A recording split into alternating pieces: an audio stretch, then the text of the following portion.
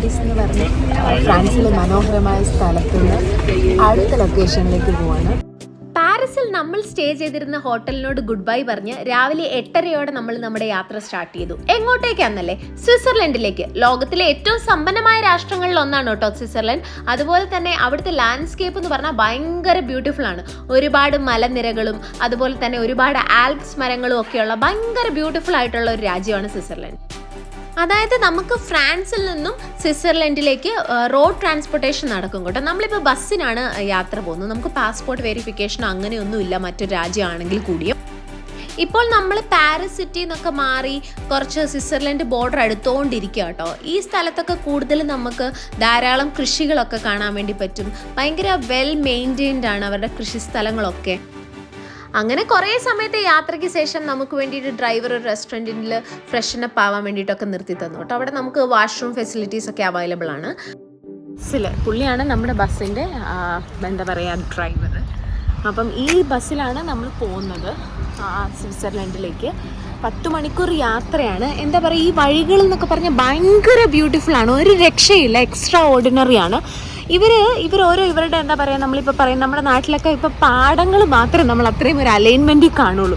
ഇവിടെ എന്ന് പറഞ്ഞാൽ അവരുടെ എല്ലാ കൃഷികളും പുല്ലും ഒക്കെ ഒരു കറക്റ്റ് അലൈൻമെൻറ്റിൽ അവർ വെട്ടി ഒരേപോലെ ലെവലാക്കി ത്രൂ ഔട്ട് ഇവരുടെ ലാൻഡ്സ്കേപ്പ് കാണാൻ വളരെ വളരെ ബ്യൂട്ടിഫുള്ളാണ്, വളരെ പ്രിറ്റിയാണ്, ഒരു രക്ഷയില്ല.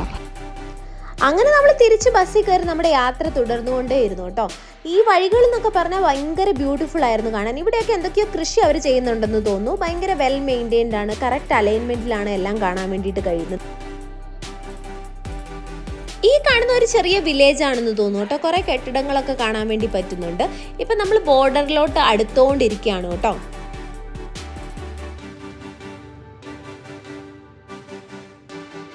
നമ്മളിപ്പോൾ ബേസിൽ ബോർഡർ കഴിഞ്ഞു കേട്ടോ. അങ്ങനെ സ്വിറ്റ്സർലൻഡിലേക്ക് അടുത്തുകൊണ്ടിരിക്കുകയാണെന്ന് തന്നെ പറയാം.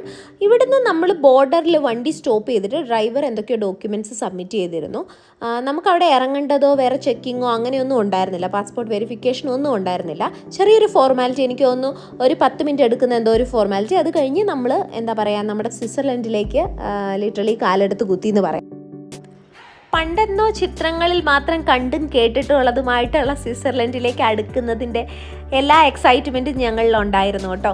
ഈ കാണുന്നത് ചെറിയ ചെറിയ സ്വിറ്റ്സർലൻഡ് ബിൽഡിങ്സും അതുപോലെ തന്നെ സ്വിറ്റ്സർലൻഡ് മൈതാനങ്ങളും ഒക്കെയാണ്. ഇവിടെ എത്തിയപ്പോൾ തന്നെ എന്താ പറയുക ഫുള്ള് പച്ചപ്പാണ്. അങ്ങനെ ഇരിക്കുമ്പോഴാണ് നമ്മളൊരു സ്വിസ് ട്രെയിൻ ആദ്യമായിട്ട് കാണുന്നത് കേട്ടോ.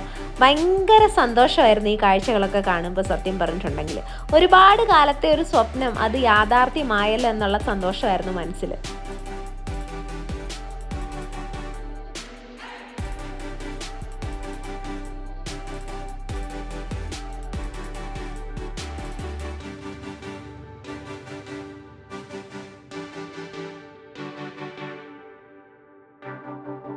സ്വിറ്റ്സർലൻഡിൽ നമ്മൾ സ്റ്റേ ചെയ്യാൻ പോകുന്ന സ്ഥലം എംഗൽബർഗ് ആയിരുന്നു കേട്ടോ. എംഗൽബർഗ് എന്ന് പറഞ്ഞിട്ടുണ്ടെങ്കിൽ 2 മലകൾക്ക് നടുവിലുള്ള ഒരു പ്രദേശമാണ് കേട്ടോ. മൗണ്ട് എറ്റ്ലസിലേക്കൊക്കെ പോകാൻ എംഗൽബർഗിൽ നിന്ന് ഭയങ്കര ഈസി ആയിരുന്നു. വലിയൊരു മലയൊക്കെ കയറിയാണ് കേട്ടോ നമ്മൾ പോയിക്കൊണ്ടിരിക്കുന്നത്. ട്രെയിനൊക്കെ കയറുന്നത് ഒരു തുരങ്കത്തിൽ കൂടി ആയിരുന്നു കേട്ടോ. നമ്മളിപ്പോൾ ബസ്സിനാണ് പോകുന്നത്.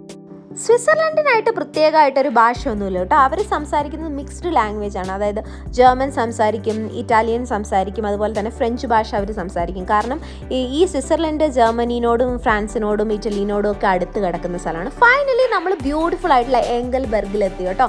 ഭയങ്കര ബ്യൂട്ടിഫുൾ ആയിട്ടുള്ള സ്ഥലമാണ് എംഗൽബർഗ്. ഇതിനെയാണ് ശരിക്കും ആർട്ടിസ്റ്റിക് വ്യൂ എന്നൊക്കെ പറയാം കേട്ടോ. എന്ത് ഭംഗിയാണ് കാണാൻ പറഞ്ഞറിയിക്കാൻ പറ്റില്ല. ശരിക്കും നമ്മൾ കാണൂലേ ഈ പെയിൻറ്റിംഗ് ഒക്കെ വരയ്ക്കുന്ന പോലെ അതേ ഒരു എഫക്റ്റ് ആയിരുന്നു കേട്ടോ. ശരിക്കും പറഞ്ഞാൽ എവിടെ നോക്കിയാലും പച്ചപ്പാണ് കേട്ടോ.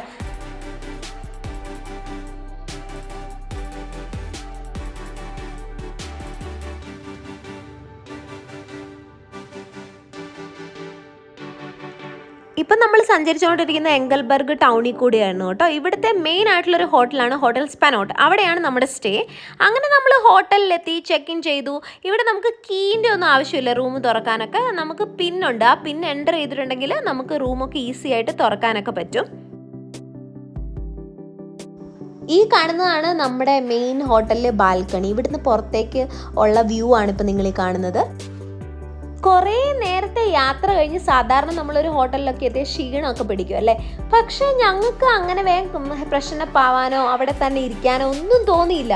ഇറങ്ങി ഓടാനാ തോന്നിയത്. അങ്ങനെ ഞങ്ങൾ പുറത്തേക്ക് ഇറങ്ങി ആദ്യമായിട്ട് സ്വിറ്റ്സർലൻഡിൻ്റെ മണ്ണിൽ കാല് കുത്തി. അതിൻ്റെ സന്തോഷം കേട്ടോ, ഒന്നും തിരിയുന്നില്ല എങ്ങോട്ട് പോകണമെന്ന്. എവിടെ നോക്കിയാലും പ്രകൃതി ഭംഗി.